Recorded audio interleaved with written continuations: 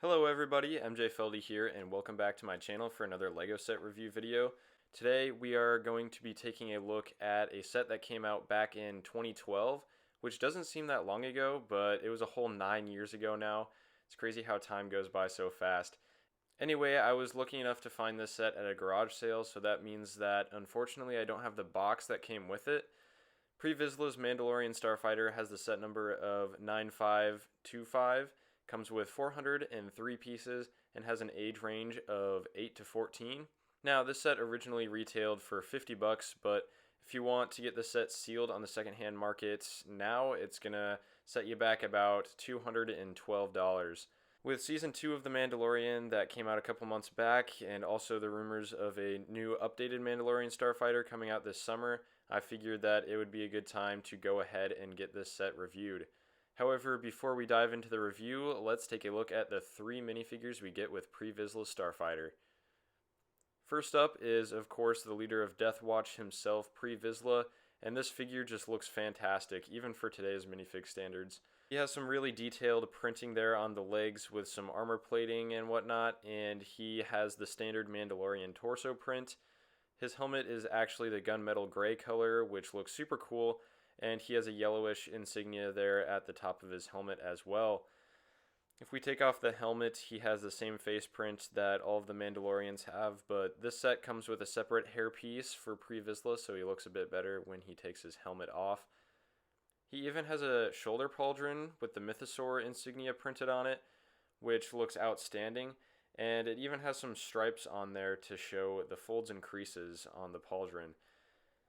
He of course also comes equipped with a gunmetal gray jetpack as well as the Darksaber, which is just a classic lightsaber handle with a black blade.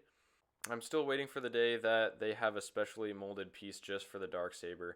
The next figure we get in this set is just a regular Death Watch Mandalorian, and he has the same torso print as Vizsla, but he has some different blue legs and a different helmet, of course.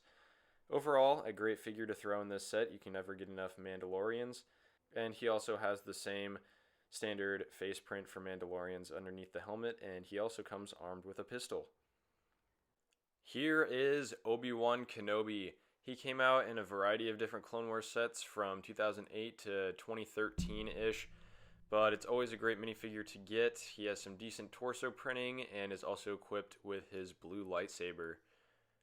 Alright, now here is Vizsla Starfighter. Now, the only gripe I have with this set is that I don't really like how you can see the underside of studs when you have the set in landing mode. I understand why they had to build it this way, and at least they tried to use blue wedge plates and other details like that to try and make it match the top side of the wings, but it just doesn't look super great up close when it's landed.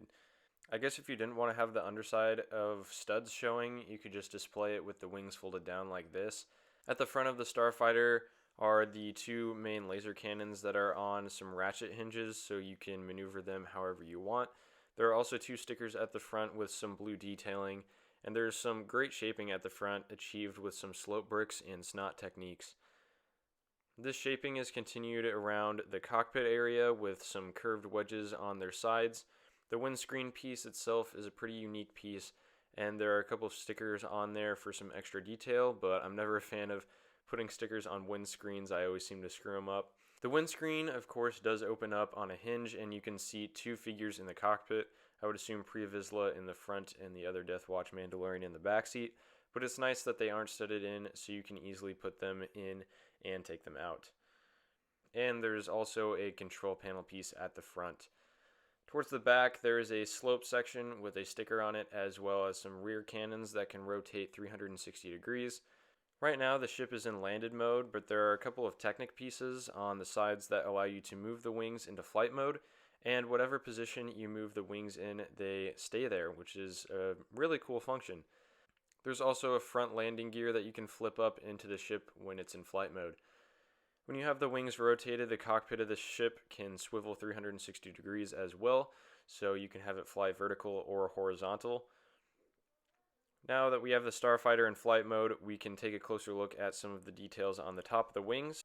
Towards the front, there are some blue wedge plates used to create some details, and as we move towards the back, There is some more shaping done with dark bluish gray plates and wedge plates as well. There are also some stickers by the rear thrusters to contribute to the detail. One of the main features of this set is that when you are flying it around, you can open up this section underneath the Starfighter and drop off the crate inside. I don't know if that's how it's supposed to function or if it's just meant as a place to store it, but I guess either one works. I guess you could also use this as a boarding ramp if you wanted to as well. The crate has a nice printed 2x2 tile on the top, but there's actually nothing inside of the crate. But I guess you could put pre-Vizsla's hair in there if you wanted a place to store it. There's also this wedge piece in the back that opens up so you can load the crate into the ship.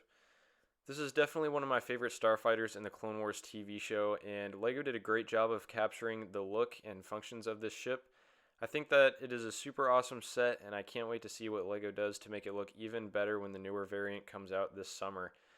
As always, thank you guys for watching, and please make sure to subscribe if you want to help out my channel, and I will see y'all in the next video.